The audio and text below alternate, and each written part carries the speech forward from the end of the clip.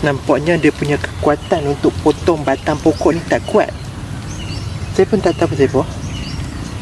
Mungkin bateri habis kot, ataupun dia punya kekuatan mesin ni memang tak kuat lah.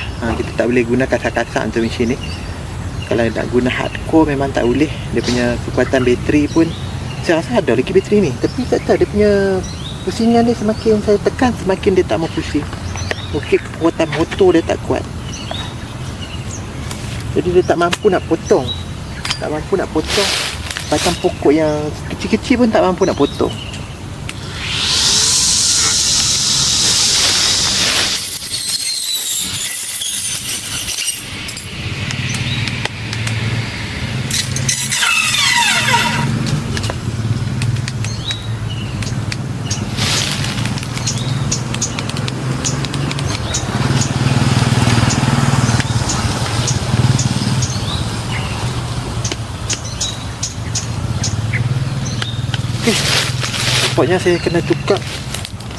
Nampaknya saya kena tukar bateri. Mungkin dia punya power bateri dia pun dah tak kuat. Okey, jadi tak boleh buat apa lah.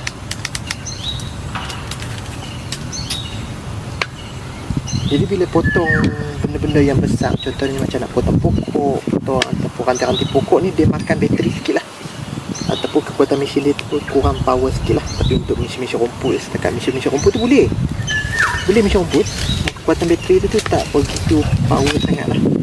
Jadi saya kena tukar bateri yang baru.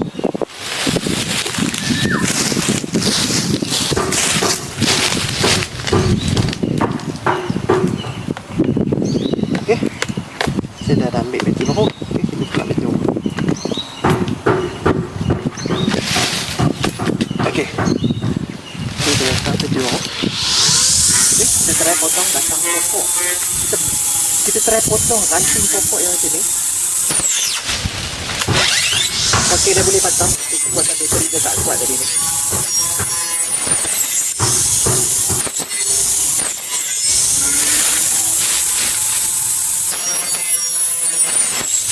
Okay.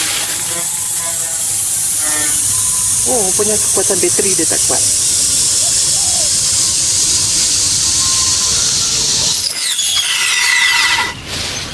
Okey, tadi ni rupanya kekuatan bateri dia tak kuat tau. Lepas saya tukar bateri baru, dia boleh potong ranting pokok yang kecil. Dia potong ranting pokok, tapi ranting-ranting yang kecil je lah, jangan ranting yang besar. Ranting-ranting yang agak-agak yang dia boleh potong dengan mata pisau. Dan juga kekuatan mesin yang macam ni lah. Okay, dia boleh potong lah. Okay, kita try potong lagi.